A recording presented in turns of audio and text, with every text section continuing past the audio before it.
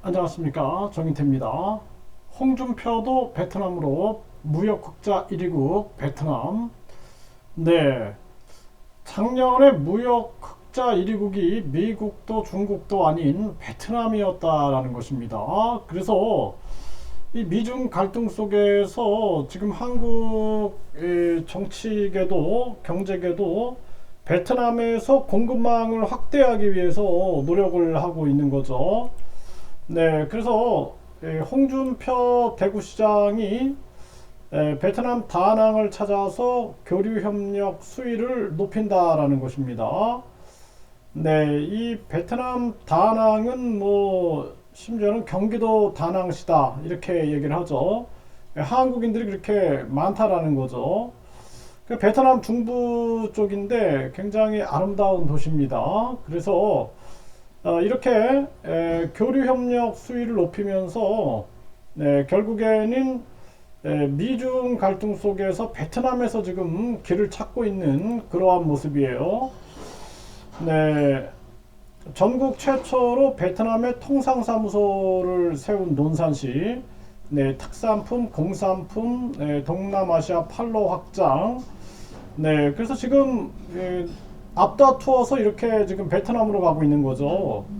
그래서 이 베트남에서 한국 딸기가 이렇게 인기가 있는 거죠. 네, 그래서 여기 보면은 한국 딸기다 해갖고 이 딸기가 판매가 되고 있는 이러한 모습입니다.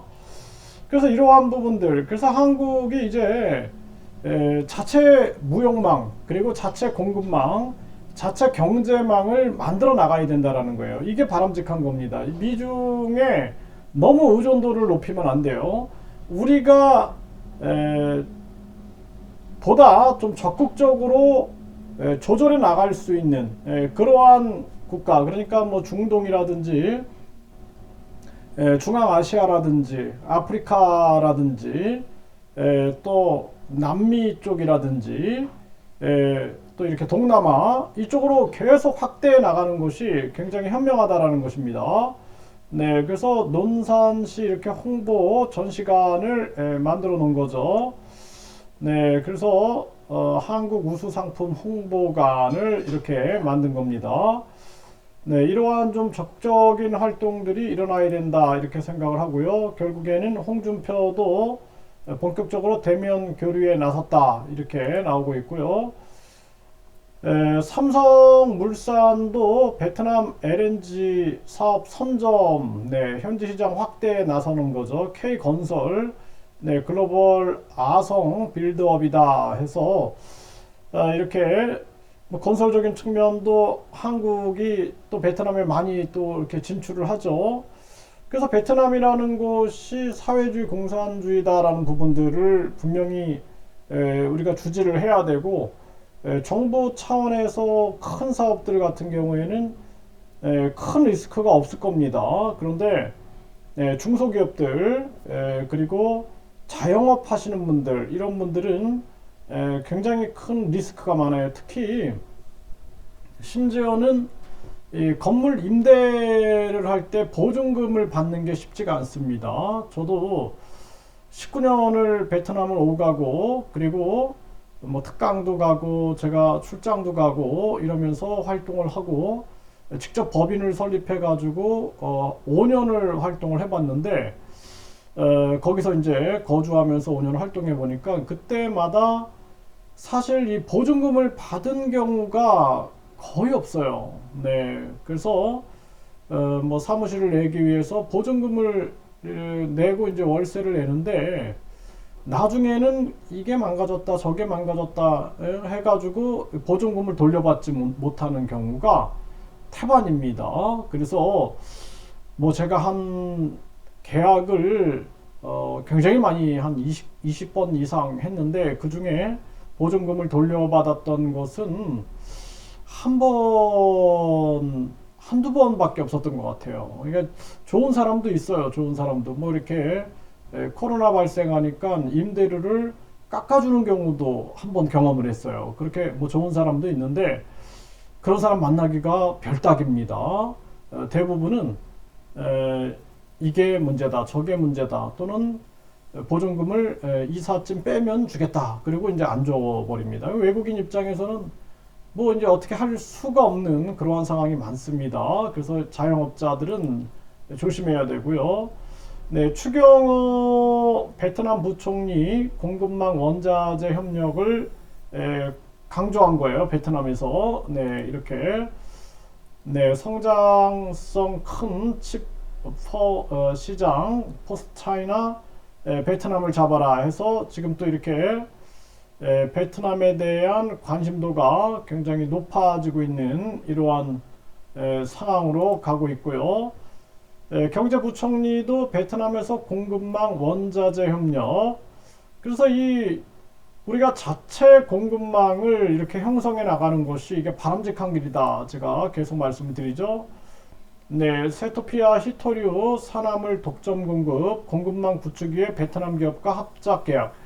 그러니까 금리를 올리는 게 아니라 이렇게 공급망을 확대해야 되는 거예요. 지금 한국이 인플레이션이 발생됐던 부분이 이 공급망이 마비가 됐기 때문에 그래요. 그래서 코로나, 그 다음에는 우크라이나 러시아 전쟁, 그 다음에는 미국이 그냥 공급망을 독점하려고 하는 거죠. 그래서 미국이 이 한국의 삼성현대, LG, SK, 바이오생명과학 이런 것들을 다 미국으로 끌어가 버려요. 그러다 보니까 여기서 이제 미국발 인플레이션이 발생될 수 있는 거죠. 그래서 이번에 인플레이션은 코로나 그리고 우크라이나 러시아 전쟁 미국의 고용이 너무나 호황이 되다 보니까 여기서 이제 발생되는 인플레이션이 있었던 거예요.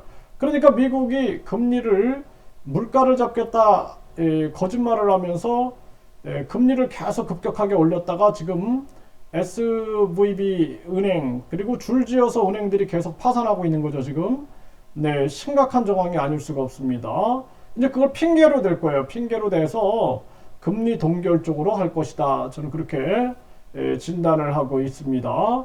그래서 우리나라는 지금 공급망을 이게 늦은 거예요. 늦은 거. 네, 지금 이창용이가 계속해서 한국은행 총재 이창용 계속해서 금리를 올려가지고 미국과 같이 박수를 치고 있었는데 그런데 이제는 더 이상 안 속는 거예요. 국민들이. 그러다 보니까 모든 게 공급망 문제였다. 네, 그래서 물가가 올라가는 것도 공급망 문제였기 때문에 공급망을 뚫어라. 계속 얘기했죠. 제가 이제 공급망 뚫는 쪽으로 해서 베트남으로 계속 지금 진출하고 있는 모습이고 이창양 산업장관도 한국 베트남 공급망 확보 통상 등 긴밀 협력 이런 얘기를 하는 거예요. 그래서 이게 사실상 뭐 야채도 마찬가지고 밀가루도 마찬가지고 전 세계와 무역을 통해서 이렇게 공급망을 확보한다는 것이 굉장히 중요한 겁니다. 그래서 그래야지만 우리가 다원화를 시켜놔야 돼요. 이렇게 다원화. 그래야지 세계가 전쟁이나 각종 재앙이 닥쳤을 때 이 공급망을 뚫을 수 있는 그러한 길을 열 수가 있다는 거예요. 그래서 우리나라 정치꾼들이 계속 정치판에서 쌈박질만 할 게 아니라 이렇게 좀 실질적이고 우리 이 지금 경제의 물가라든지 금리를 빨리 내려가지고 이런 무역하기 위해서는 우리 돈의 가치를 평가절하를 해야 되는 거죠.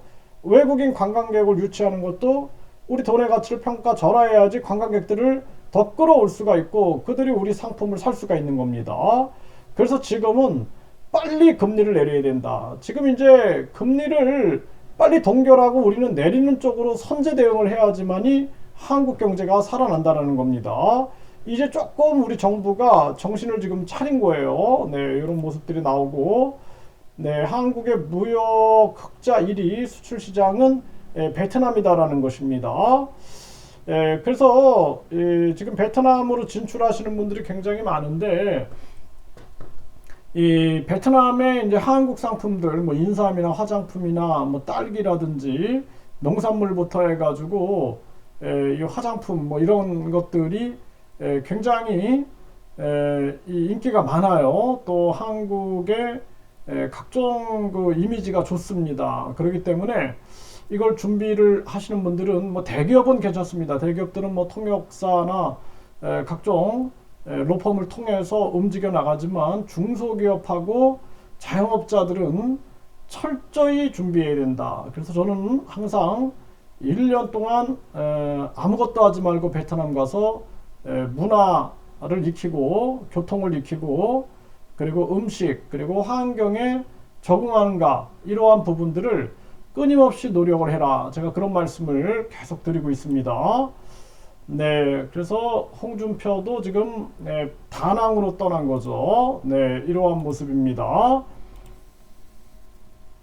네, 그래서 우리나라가 이 베트남뿐만 아니라 중동이라든지 또 남미라든지 중앙아시아 그리고 이 동남아 많은 아세안 국가들과 협력을 통해서 우리 독자적인 자체 공급망, 자체 무역망, 자체 경제망을 만들어 나가고 대한민국은 자체 핵무장을 해야 한다. 그래서 미중의 고래 싸움에 등 터지는 일이 아니라 우리 스스로 우리도 고래다라는 것을 보여주면서 세계로 뻗어나가야 된다. 이렇게 분명하게 말씀을 드립니다.